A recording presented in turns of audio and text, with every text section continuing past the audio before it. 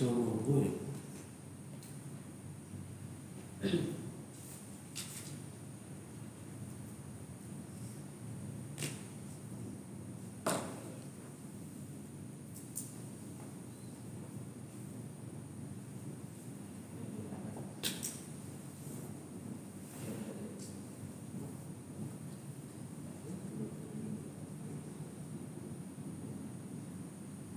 Sekarang tanggal berapa sih? 24 Oktober kan?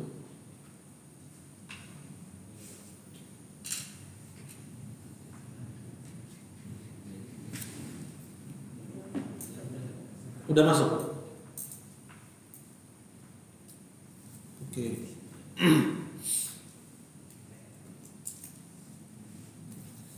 Bismillahirrahmanirrahim. Assalamualaikum warahmatullahi wabarakatuh. Itu linknya dibagikan. Innal hamdalillah nahmaduhu wa nasta'inuhu wa nastaghfiruh wa na'udzu billahi min shururi anfusina wa min sayyiati a'malina man yahdihillahu fala mudilla lahu wa man yudlil fala hadiya lahu. Asyhadu an la ilaha illallah wahdahu la syarika lah wa asyhadu anna Muhammadan abduhu wa rasuluh.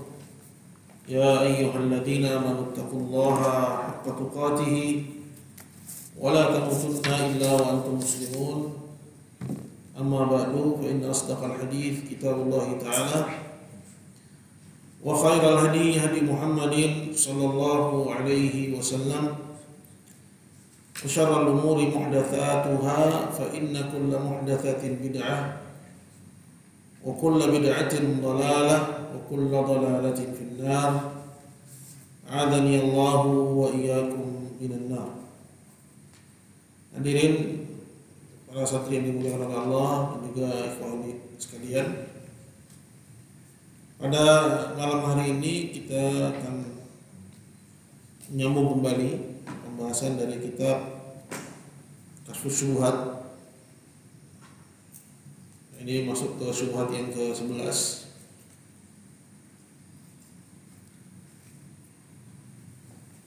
Dan sebagaimana kita ketahui bahwa pembahasan Kasyfus Syubhat ini merupakan pembahasan lanjutan dengannya bagi mereka yang telah sebelumnya mempelajari, seperti misalnya kitab Qawaidul Arba' atau kitab tentang tafsir kalimat tauhid ya. Karena pada kitab Kasyfus Syubhat di sini kita tidak lagi membahas tentang definisi tauhid, kesyirikan orang musyrikin dan apa itu tauhid, kecuali hanya sebatas penekanannya kembali. Adapun fokusnya ya, sebagaimana judul kitabnya, yaitu tentang syubhat dan bantahannya. Baik. Coba dibaca siapa? Abdul Rahman.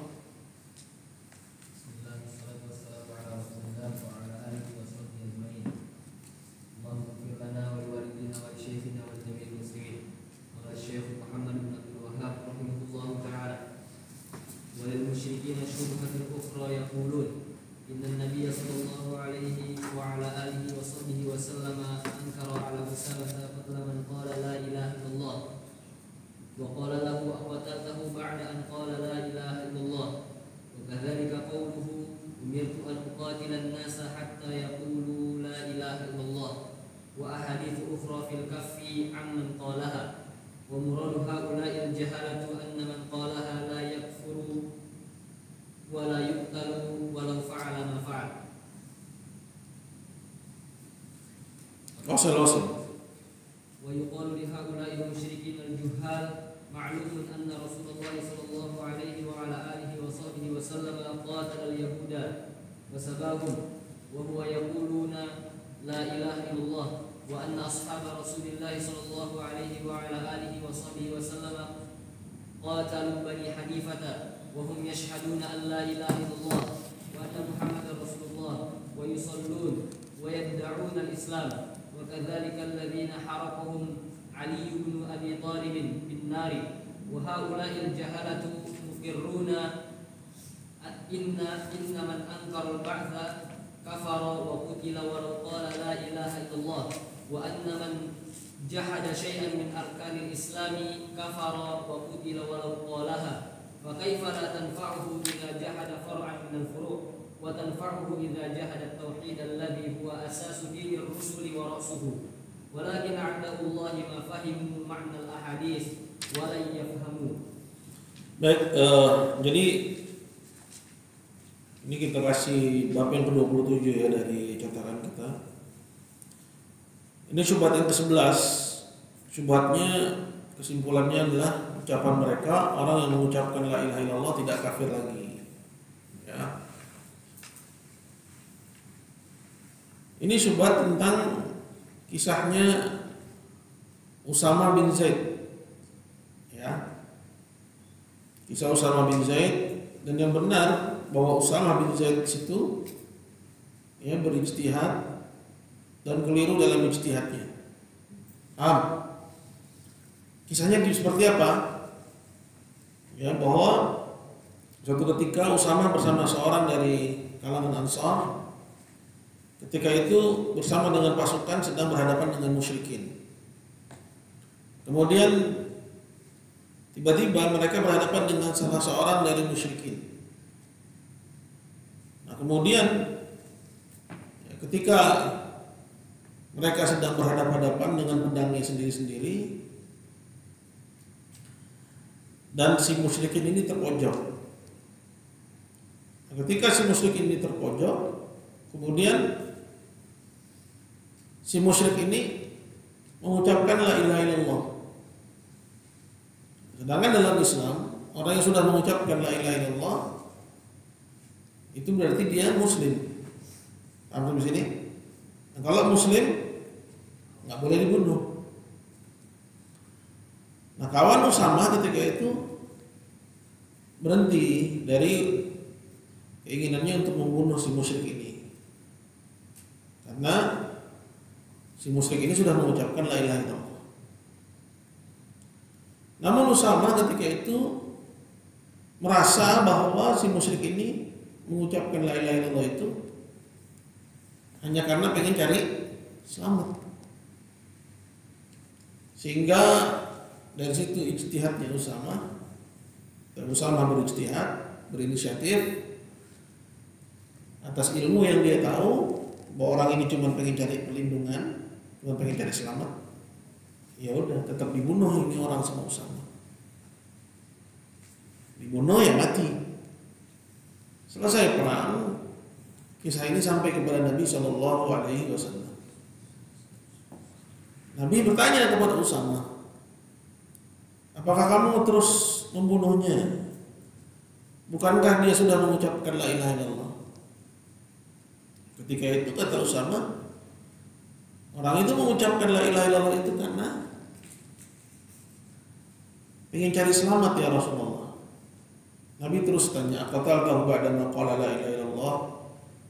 Kenapa kamu terus tetap membunuhnya padahal dia sudah mengucapkan la ilaha illallah? Usama terus mengatakan hal yang sama. Orang itu cuma cari selamat ya Rasulullah.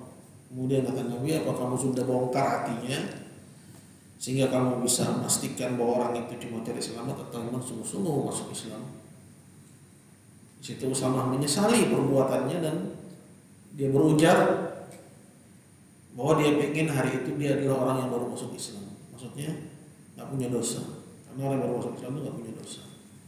Karena dia menganggap bahwa perbuatannya itu adalah dosa yang besar, membunuh orang yang sudah mengucapkan la ilaha illallah.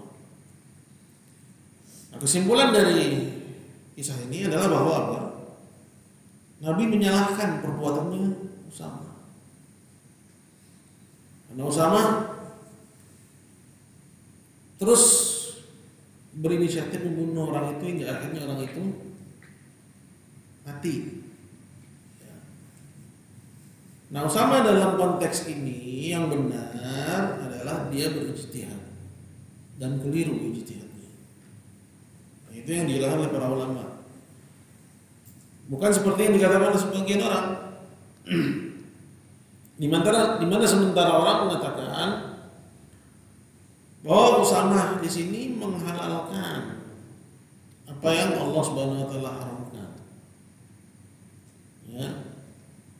Allah mengharamkan membunuh orang yang sudah mengucapkan la ilaha illallah. Namun Usama menghalalkan. Berarti Usama jatuh kepada kekufuran katanya. Tapi Nabi tidak mengkafirkan. Jelas ini argumen yang keliru, apalagi argumen ini diutarakan dalam rangka membela musyrikin, pelaku kesyirikan. Ya, karena menurut mereka orang yang melakukan kesyirikan, ya, itu tidak langsung kafir. Karena Usamah saja yang melakukan kufuran, Nabi nggak langsung mengkafirkan.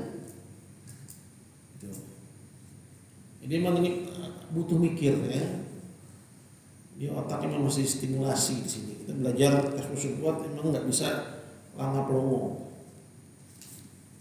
Karena kita belajar tentang syubhat dan juga sanggahannya. Dan siapa yang ngomong begini? Ya orang-orang yang membela musyrikin. Banyak dari mereka berdalil dengan kisah Usamah bin Zaid. Ya, bahwa Usamah menghalalkan yang Allah haramkan kan kekufuran. Menghalalkan yang Allah haramkan kekufuran bukan? Misalnya zina haram, dia bilang halal. Ya, apalagi mencuri haram, dia bilang halal, itu kekufuran. Nah, di sini dia tuduh Usamah bin Zaid melakukan kekufuran. Apa kekufurannya? Menghalalkan yang Allah haramkan. Apa keharamannya? Membunuh orang yang mengucapkan la ilaha illallah. Tapi Usamah menghalalkan itu, katanya, ya. Tapi Nabi nggak mengkafirkan. Berarti ini kata mereka, orang yang melakukan kufuran nggak boleh langsung dikafirkan. Ini kesalahan, ya, dua kali, double. Yang pertama dia menuduh, ya, seorang sahabat melakukan kufuran. Padahal para ulama mengatakan Usamah di sini tidak menghalalkan yang Allah haramkan, melainkan dia berijtihad, ya, mengambil inisiatif karena menurutnya orang ini cuma pura-pura. Tapi keliru, ya, karena Nabi SAW menyalahkan. Tapi apakah Usamah di sini menghalalkan yang Allah haramkan? Jawabannya tidak. Jadi Usamah tidak dikafirkan karena memang dia tidak melakukan kekufuran. Kesalahan yang kedua, mereka utarakan argumen ini itu dalam rangka membela musyrikin, membela orang yang melakukan kesyirikan. Jelas perbedaan yang jauh sekali antara Usamah yang berijtihad dan keliru dengan orang-orang yang melakukan kesyirikan, ya, bukan karena atas dasar ijtihad, karena tidak ada ijtihad dalam masail akidah, seperti yang dijelaskan oleh Ibnu Mandah. Al-Imam Ibnu Mandah menyebutkan bahwa ijtihad dalam mengenal Allah Subhanahu wa taala, ya, berijtihad dalam mengenal Allah Subhanahu wa taala, kemudian keliru, itu seperti mu'anid, orang yang terang-terangan menentang Allah Jalla wa'ala. Kufur inad. Jadi Anda harus tahu bahwa dalam persoalan tauhid itu bukan ranah ijtihad, itu bukan ruang untuk di situ kalian berijtihad. Contoh misalnya, Allah adalah satu-satunya zat yang berhak disembah. Anda boleh nggak di situ Anda berijtihad? Saya meneliti berdasarkan, ya, penelusuran dan, ya, penelitian bahwa sebenarnya ada selain Allah yang juga berhak disembah. Misalnya dia bilang begitu. Apa kita bilang bahwa orang ini ijtahada fa akhta falahu ajrun? Dia telah berijtihad dan keliru dan dia dapat satu pahala. Saya ijtihad, ternyata Islam sama seperti Kristen, sama-sama mengajak kepada kebenaran. Tapi kita bilang orang ini berijtihad dan keliru dan dia mendapat satu pahala. Nggak bisa. Dalam persoalan tauhid itu nggak ada kata ijtihad. Ijtihad itu hanya dalam persoalan yang persoalan fikih, ya. Orang boleh berijtihad di situ, ya, yang tidak ada nasnya. Sedangkan tauhid, nasnya jelas. Ya. Ilahukum ilahu wahid. Rabb kalian, sembahan kalian adalah sembahan yang satu. Qul huwallahu ahad. Katakanlah dialah Allah yang maha tunggal, Allah as-samad, Allah tempat bergantung. Saya berijtihad, ternyata Islam katanya tidak bertentangan dengan ajaran kejawen. Ya, boleh menurut Islam, ya, nyembah keris, ya, nyembah leluhur. Ya, masa saya disalahkan? Saya kan ijtihad.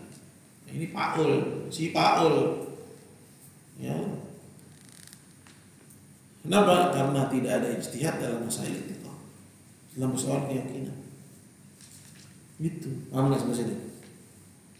Nah sekarang yang dilakukan oleh Usama, ya itu dia bukan menghalalkan yang Allah Azza wa Jalla haramkan, melainkan dia berijtihad yang menganggap bahwa orang ini cuma pura-pura,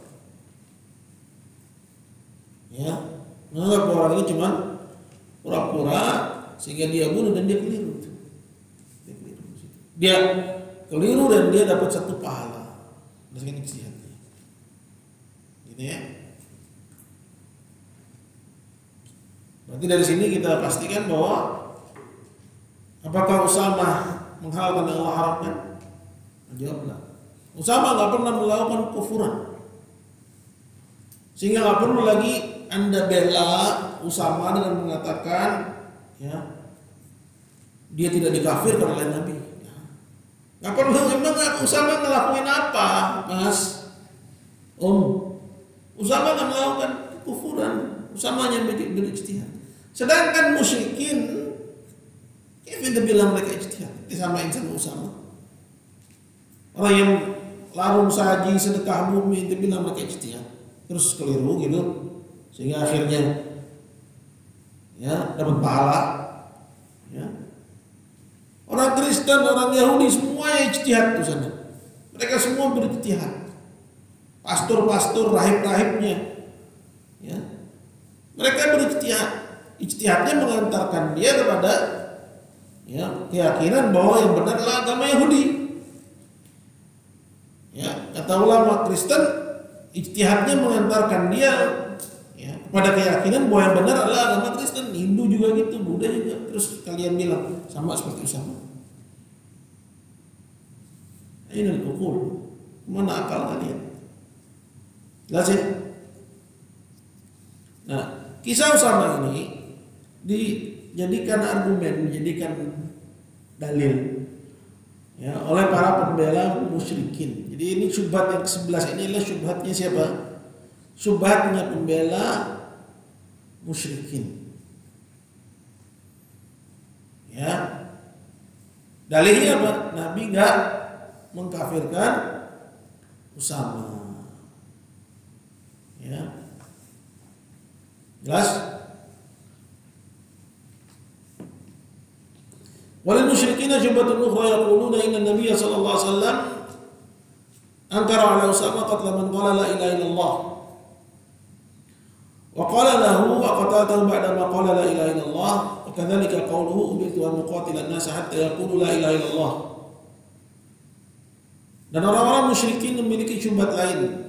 Kata mereka, sesungguhnya Nabi SAW telah mengingkari perbuatan Usama yang membunuh orang yang mengucapkan la ilaha illallah. Nabi berkata kepada Usama, kenapa kamu tetap membunuhnya padahal dia sudah mengucapkan la ilaha illallah. Seolah-olah yang sudah mengucapkan la ilaha illallah nggak kafir lagi, nggak bisa kafir lagi. Ya, jelas sampai sini. Ini Beda sama yang tadi ya. Itu tinjauannya. Kalau yang tadi ya kita utarakan dari sisi apa? Mereka menjadikan kisahnya Usama ini sebagai dalil ya bahwa pelaku kesyirikan itu tidak kafir. Karena Nabi tidak mengkafirkan Usama. Sedangkan Usama menurut mereka melakukan kufuran. Ya. Nabi nggak kafirkan Usama tuh. Berarti orang yang nyembelih buat jin nggak boleh dikafirkan. Serupa dengan itu argumen mereka yang Syekh sebut di sini. Ya. Para pembela musyrikin juga berdalil dengan kisah Usama dari tinjauan yang lain. Nabi melarang atau menyalahkan tindakan Usama yang membunuh orang yang mengucapkan la ilaha illallah. Berarti orang yang mengucapkan la ilaha illallah bebas mau melakukan apa aja, dia nggak bakal kafir lagi. Ya. Itu sisi pendalilan dia, ngerti gak? Ya. Nah, Nabi menyalahkan Usama yang membunuh siapa? Orang yang mengucapkan la ilaha illallah. Wa kadzalika qauluhu, begitu juga sabda Nabi yang lain, umirtu an uqatilan nas hatta yaqulu la ilaha illallah. Aku diperintahkan untuk memerangi sekalian manusia sampai mereka mengucapkan la ilaha illallah. Berarti apa? Kalau udah mengucapkan, tak boleh diperangi. Karena orang yang udah mengucapkan la ilaha illallah nggak kafir lagi. Itu sisi budaya. Wa haditsu ukhra fil kafir man qalaha, dan ada yang lain. Ada banyak yang serupa dengan ini. Yang intinya sama-sama ya mengharuskan untuk menahan diri dari orang yang sudah mengucapkan la ilaha illallah. Dia nggak boleh dibunuh karena dia nggak mungkin jadi kafir. Alasannya karena sudah mengucapkan la ilaha illallah. Dalilnya ada di sini.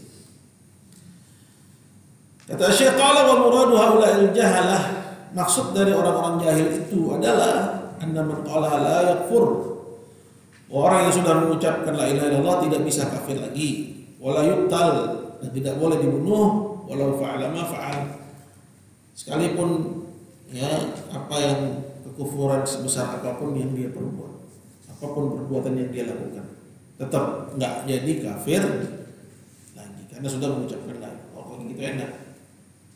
Ya, berarti orang yang sudah mengucapkan la ilaha illallah bebas berbuat kesukanya, karena apa?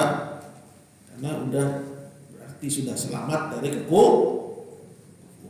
Betul kayak gitu. Sekarang persoalannya apakah iya betul orang yang sudah mengucapkan la ilaha illallah nggak bisa kafir lagi? Itu pertanyaan. Ya, menurut musyrikin dan pembela musyrikin, orang yang sudah mengucapkan la ilaha illallah nggak bisa kafir.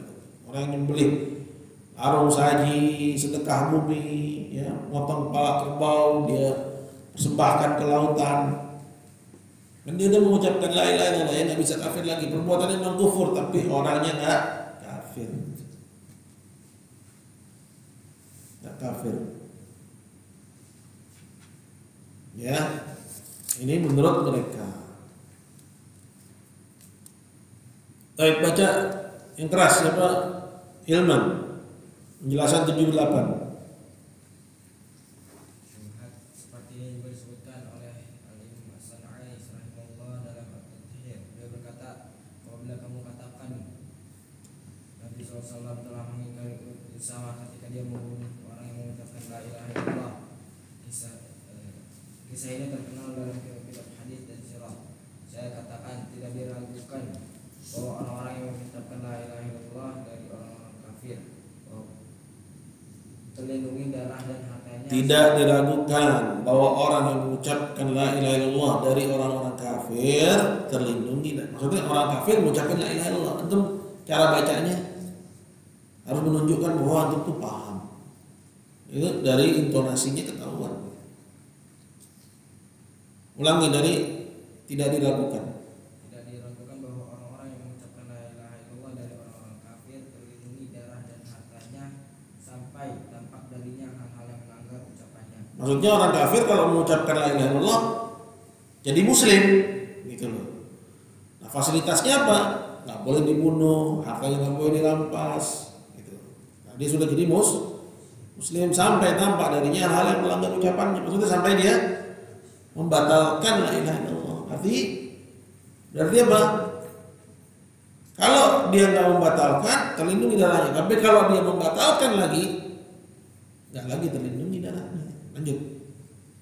Dan apabila tampak yang sebaliknya darah dan apabila tampak dari yang sebaliknya Dan apabila tampak sebagian sebaliknya, aduh, dan apabila baca bahasa Indonesianya. yang sebaliknya darah dan hartanya tidak terlindungi dengan sekedar mengucapkannya. Nah, itu kata Sunani. Apabila tampak yang sebaliknya, maksudnya tampak dari orang yang tadi mengucapkan la ilaha illallah pembatalnya. Paham? Darah dan hartanya tidak terlindungi dengan sekedar mengucapkannya. Dia mengucapkan la ilaha illallah itu memang melindungi darah dan harta. Anda nih sebagai muslim nggak boleh sembarangan dibunuh, dihilangkan nyawanya, dirampas hartanya, terlindungi darahnya. Ala inna dima'akum wa amwalakum haramun alaikum ka hurmati yaumikum hadza fi syahrikum hadza fi baladikum hadza ala hal balagh, kata Nabi. Tahuilah bahwasanya darah kalian di dalam khutbah hajah, khutbah wada, khutbah perpisahan haji terakhir Nabi sallallahu alaihi wasallam. Khutbah di hadapan khalayak umatnya. Darah kalian wala tarji'u ba'di kuffaran yadribu ba'dukum liqaba ba'd. Jangan lagi kalian menjadi kafir, mundur ke belakang maksudnya. Saling bunuh di antara kalian. Tahuilah bahwasanya darah sesama kalian, harta sesama kalian, kehormatan sesama kalian itu terlindungi. Ya, haram maksudnya haram terlindungi. Seperti sucinya tempat ini, bulan ini, hari ini. Karena Nabi ketika itu khutbah di mana? Di Arafah, di bulan suci, bulan Dzulhijjah. Ya, gitu. Artinya darah seorang muslim terlindungi, nggak boleh. Tapi apakah itu terus berlangsung selamanya? Atau ada batasannya? Ada batasannya. Selagi dia nggak membatalkannya. Kalau dia membatalkannya, nah fasilitas itu nggak lagi dia dapat. Ngerti? Nah, sedangkan si pembela musyrikin berdalil dengan hadis-hadis tadi, ya, menganggap bahwa orang yang mengucapkan la ilaha illallah selamanya nggak jadi kafir lagi, sekalipun dia melakukan kesyirikan, berbuat kesyirikan. Beda nggak antara dua pemahaman ini? Beda. Ingat. Lanjut. Kemudian beliau berkata, lanjut. Kemudian beliau berkata, seperti itulah siapa saja yang menampakkan tauhid wajib menahan diri darinya hingga tampak darinya bahwa dia melanggarnya. Jadi siapa aja yang menampakkan tauhid, maksudnya siapa aja yang mengaku muslim, wajib bagi orang lain bagi muslim lain untuk nggak boleh tumpahin darahnya, nggak boleh ganggu hartanya. Mau mana? Ngapain? Kabur. Sabul, masya Allah. Kita kalam Arabiyah, tafadhal. Sabul.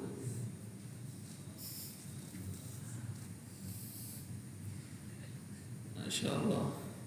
Suja ya, Ridwan ya. Ridwan suja. Berani bang. Lanjut. Apabila tampak bahwa dia melanggarnya, kalimat tauhid tidak berguna baginya dengan sekedar mengucapkan. Nah, ini yang penting. Kalimat tauhid tidak berguna hanya dengan sekedar mengucapkan. Ya. Kemudian sehingga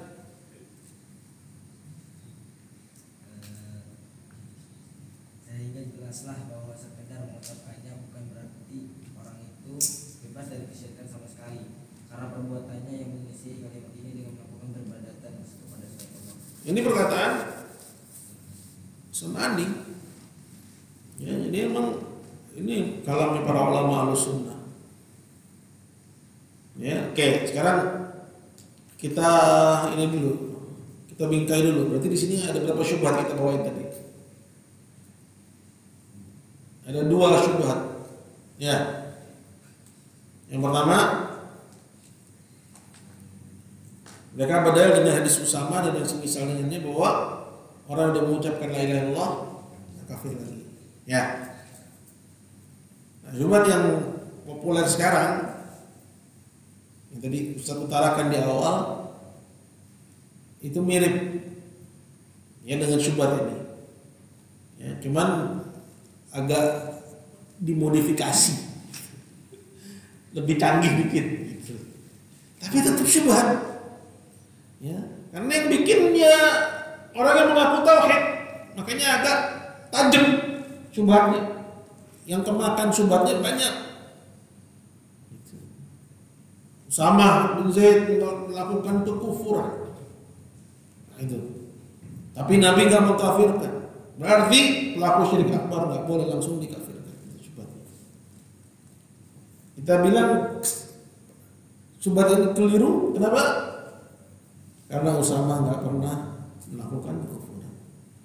Sehingga Anda enggak perlu membela Usama dengan mengatakan Nabi enggak mengkafirkannya. Kenapa?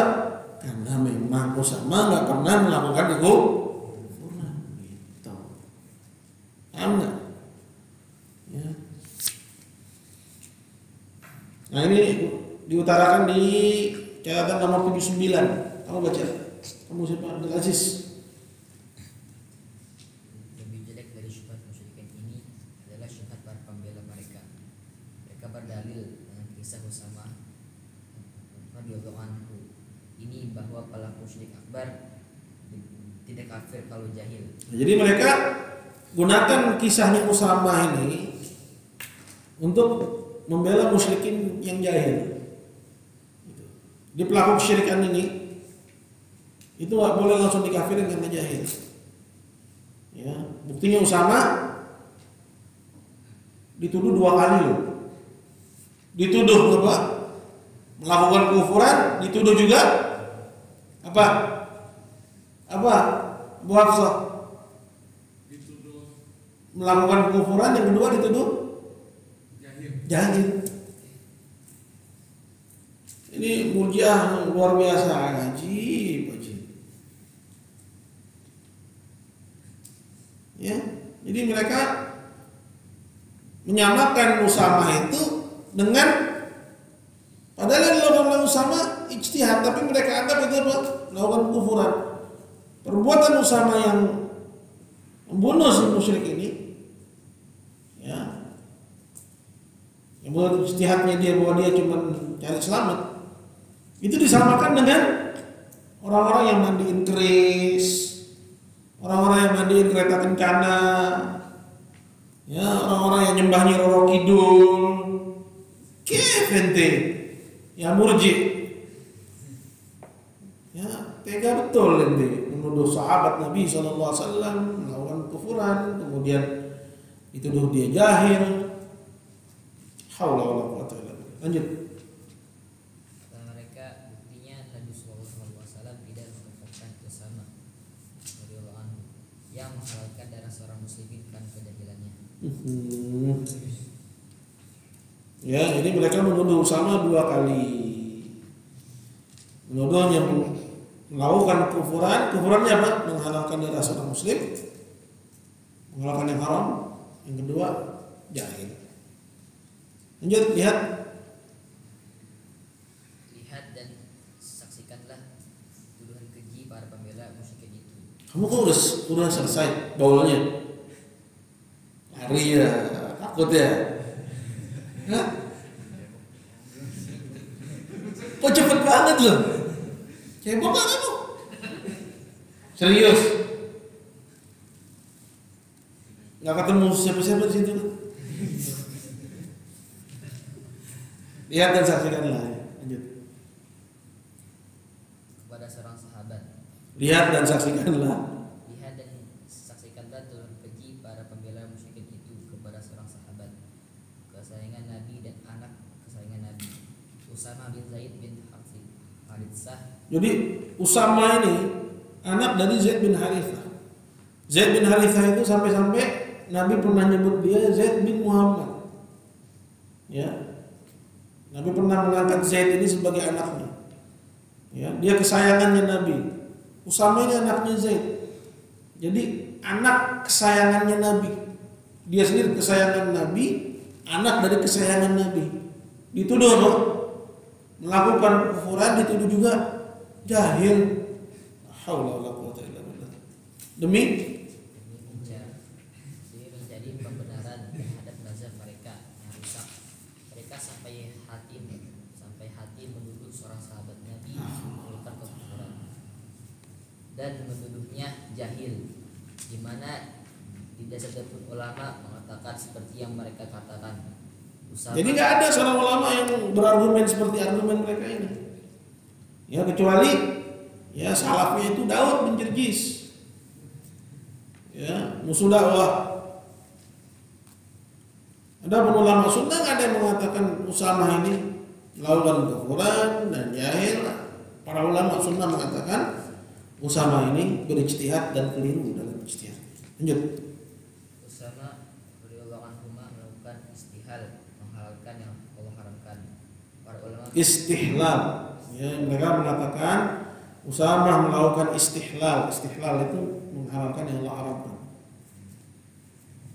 Para ulama mengatakan Usama radhiyallahu anhu berijtihad dan beliau keliru dalam ijtihadnya karena di matanya orang tersebut tidak benar-benar berislam, tapi hanya ingin cari selamat saja. Wallahu a'lam. Iya, menurut Usama itu dia cuma pura-pura, itu ijtihadnya Usama. Gitu. Ngerti sampai sini ya? Kita baca sanggahannya. Sanggahan terhadap syubhat ke-11. Fa yuqalu li haula'il musyrikin al-juhal, maka dikatakan kepada orang-orang musyrik yang jahil ini, ya, yang berdalil dengan hadis Usama. Kata mereka, berdasarkan hadis Usama, orang yang sudah mengucapkan la ilaha illallah enggak kafir lagi. Fa yuqalu li haula'il musyrikin al-juhal, maka dikatakan kepada orang-orang musyrikin yang jahil ini, ma'lumun anna Rasulullah sallallahu alaihi wasallam qatala al-yahud wa sabahum. Ya, dimaklumi bahwa Rasulullah sallallahu alaihi wasallam memerangi Yahudi dan melawan mereka. Wa huwa yaquluna la ilaha illallah wa hum ya. Dan mereka mengucapkan la ilaha illallah. Ini antum harus tahu ya, bahwa Yahudi itu ahli la ilaha illallah. Ya, Kristen itu ahli la ilaha illallah. Maksudnya la ilaha illallah apa? Pemeluk la ilaha illallah. Asalnya mereka pemeluk la ilaha illallah. Gitu. Wasabahum, dan menawan mereka, sedangkan mereka itu adalah orang yang mengucapkan la ilaha illallah. Wa ashabu Rasulullah sallallahu alaihi wasallam qatalu Bani Hanifah wa hum yashhaduna an la ilaha illallah wa anna Muhammadar Rasulullah. Ini kisah yang sudah berlalu ya pada bab-bab yang sebelumnya. Dan para sahabat Nabi juga pernah memerangi Bani Hanifah. Siapa Bani Hanifah? Nah, apa kesalahan mereka? Kelompok yang mengangkat Musailamah sebagai nabi. Para sahabat sepeninggalan Rasulullah memerangi mereka.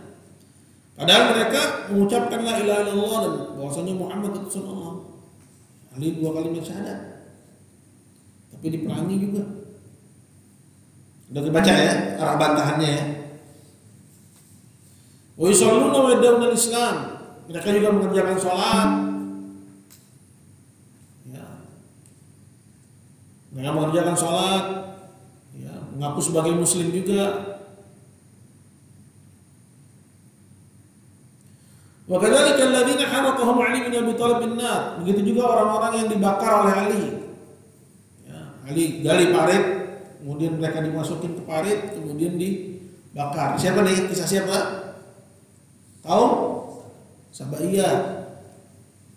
Ya, apa kesalahannya kaum Sabaiyah? Menganggap Ali, mengatakan Ali Tuhan. Sampai sini mereka orang yang mengucapkan la ilaha illallah, pengikutnya Ali, loyalisnya Ali. Cuma karena hulu, ya, karena terlalu cinta kepada Ali sampai mengangkat Ali ke derajat Tuhan. Wa haula'il jahalah yukiruna inna man ankara al-ba'tsa kafar. Sedangkan orang-orang jahil itu maksudnya siapa nih? Orang musyrik yang bela, ya, atau para pembela musyrikin, atau pelaku kesyirikan yang berdalil dengan hadis Usama, mengatakan bahwa orang yang sudah mengucapkan la ilaha illallah nggak kafir lagi, membela dirinya. Apa sampai sini? Kan ini orang-orang bodoh, mereka sendiri bilang innama ankara al-ba'tsa kafar. Mereka sendiri mengatakan orang yang mengingkari hari kebangkitan kafir, kutil, dan boleh dibunuh. Maksudnya kalau dibunuh artinya darahnya halal. Ya, pemerintah yang sah menegakkan hukum hak kepada mereka dengan cara dibunuh. Walau qala la ilaha illallah, sekalipun dia itu orang yang sudah mengucapkan la ilaha illallah. Mereka juga bilang wa anna man jahada syai'an min arkanil Islam kafar wa qutil. Karena siapa mengingkari salah satu dari rukun-rukun Islam itu kafir, mengingkari wajibnya sholat, puasa Ramadan, wajibnya haji, dan seterusnya. Dia kafir dan darahnya halal, boleh dibunuh, pemerintah yang sah membunuh dia. Walau qalaha, sekalipun dia mengucapkan la ilaha illallah. Ini perkataan siapa? Mereka. Ya, sampai porsi ini benar kan? Betul, mereka itu. Fakaifa la tanfa'u idza jahada far'an min al-furu' wa tanfa'u idza jahada tauhid. Nah, ini poinnya di sini. Gimana kok bisa-bisanya kalian menganggap kalau yang diingkari itu furu', cabang dari perkara-perkara Islam seperti misalnya sholat, puasa, zakat, haji, la ilaha illallah itu jadi batal. Sedangkan kalau yang diingkari adalah pokoknya rukun Islam yang pertama, la ilaha illallah, kok jadi nggak batal? Jadi ini sikap kontradiktifnya mereka, ngerti nggak kalian? Ya. Apa kontradiktif itu? Sikap mereka bertabrakan. Mereka nggak mau dikatakan kalau melakukan kekufuran kafir, tapi mereka sendiri mengakui kalau ada orang mengingkari wajibnya sholat kafir. Kok bisa-bisanya begitu? Sedangkan sholat mana lebih utama? Sholat apa tauhid? Tauhid. Itu. Jadi ini dialog, ya, Syekh dengan mereka. Kok bisa-bisanya kalian mengatakan orang mengingkari sholat kafir, menghalalkan yang Allah haramkan kafir, gitu loh.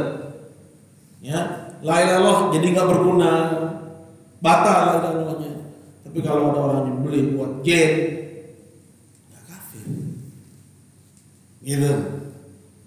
Ya, jadi gini alurnya, apa? Kerangka berfikirnya ulama kita.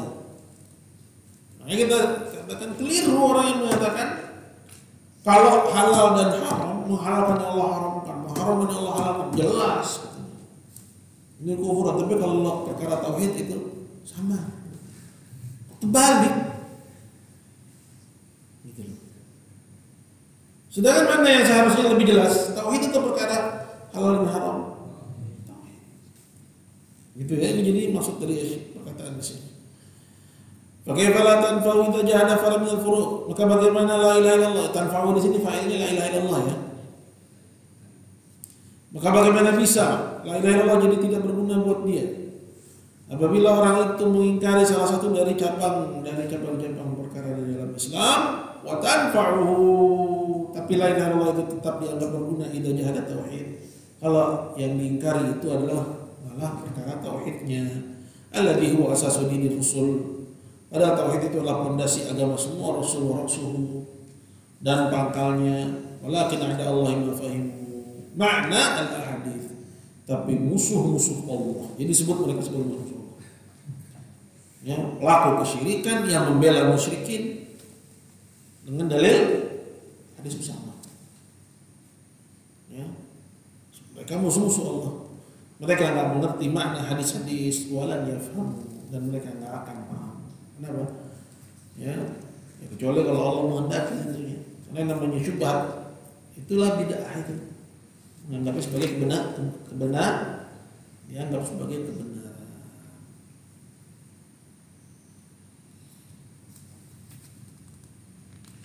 Dan ini masih kelanjutan dari hadisnya Usama ya.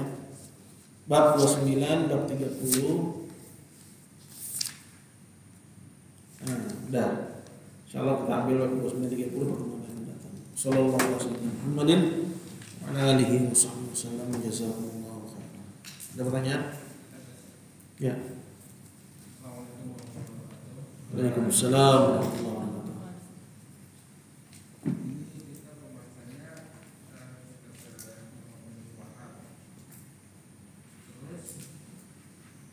Pencetusnya itu siapa? Karena pencetus dari Murji'ah itu padahal di zaman Imam Bukhari juga sudah ada Murji'ah. Murji'ah sudah ada, tapi seolah-olah Syekh Muhammad Wahab itu kan di bawahnya. Nah itu apa memang turun-temurun itu Murji'ah di sebelumnya Syekh Muhammad Wahab sudah ada, atau bagaimana Ustaz? Itu satu. Terus sekarang dan yang mengklaim Salafi itu kan di musang berbulu domba banget gitu. Musang berbulu domba. Iya, musyrikin tapi ngaku Membela musyrikin. Mengaku pengikut Syekh Muhammad bin Wahab, tapi akidahnya akidah musuhnya. Nah, ya pertanyaannya apa? Pencetusnya Murji'ah itu siapa? Sebelum di atasnya Syekh Muhammad bin Wahab. beda antara irja di masa lalu dengan irja di era-eranya Syekh Muhammad Wahab, cuma memang disatukan dengan ada tema yang sama gitu.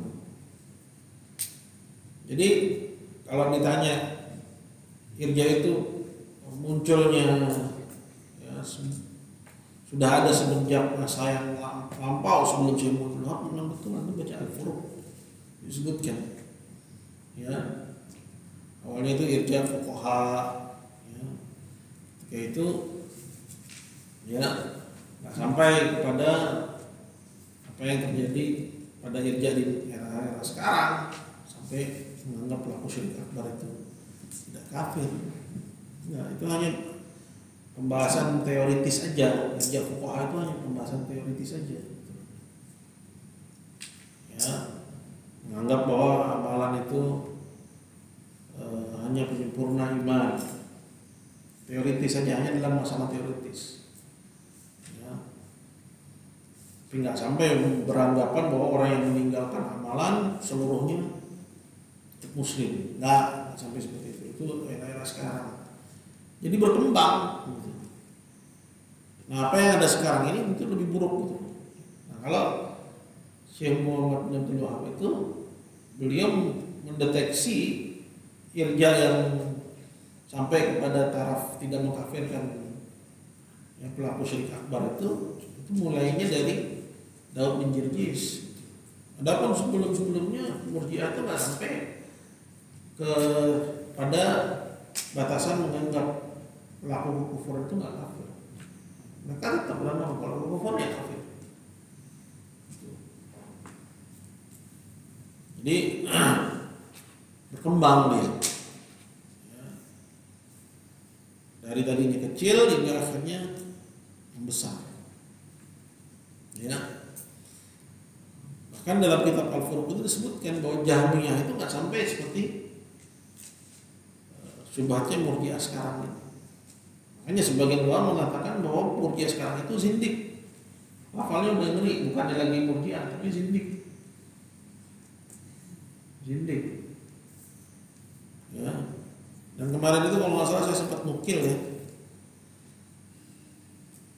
saya kirim di grup ya,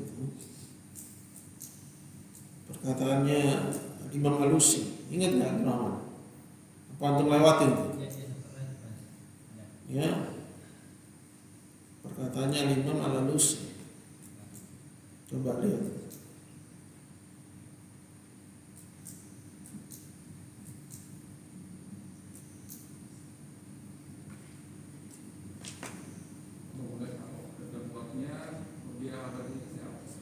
Kenapa? Gedongkotnya. Ya, kalau kata Syekh Al-Fauzan, Murji'ah di era ini itu populer, yang mempopulerkannya Albani, sallallahu alaihi wasallam, dan murid-muridnya Albani.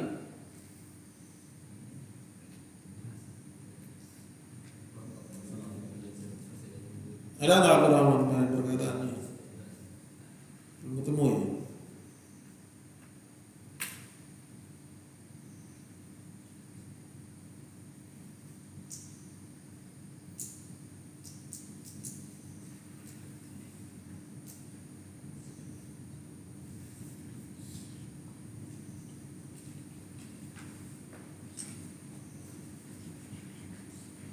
Mana itu? Kalau lagi dicari susah minta ampun.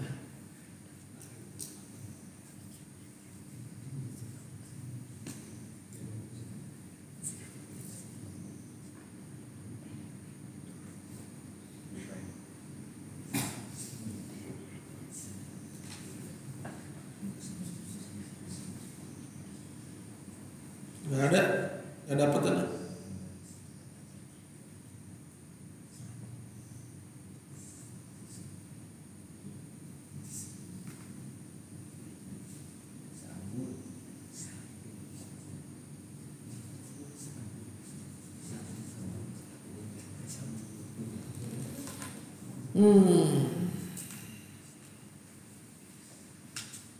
Lewat ya. Jadi di situ Imam Al-Alusi bilang bahwa yang mengatakan pelaku syirik akbar itu nggak kafir, itu bukannya dinasihatin, bukannya diangkat syubhatnya. Dia lebih butuh kepada psikiater ya daripada pada seorang alim yang menjelaskan kesalahan. Jadi karena otaknya sungsang. Ketemu nggak? Kalau di story udah hilang ya? Nggak dapet.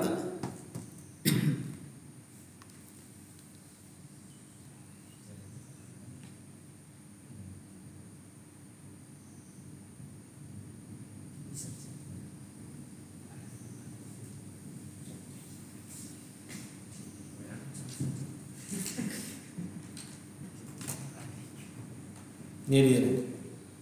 Qala Allama Syukri Al-Alusi ya dalam Ghayatul Amani fi Radd al-Nabhani. Wa tasmiyatu man abada ghairai musliman. Ya, penamaan kepada orang yang beribadah kepada selain Allah bahwa dia itu muslim. Fa huwa ila an yu'alaj amruhu ahwaj minhu ila an yuqam alaihi dalil.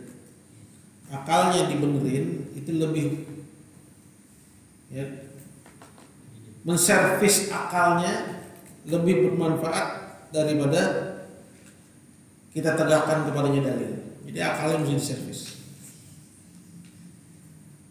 Ya. Kirim lagi ke grup.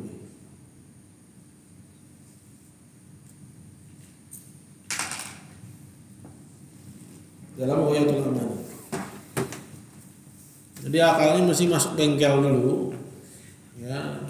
Rumah sakit ya otak ya daripada ya dijelaskan dengan dalil. Allahu a'lam. Cukup ya? 9. Sallallahu alaihi wasallam Muhammadin wa ala alihi wasallam. Jazakallahu khairan.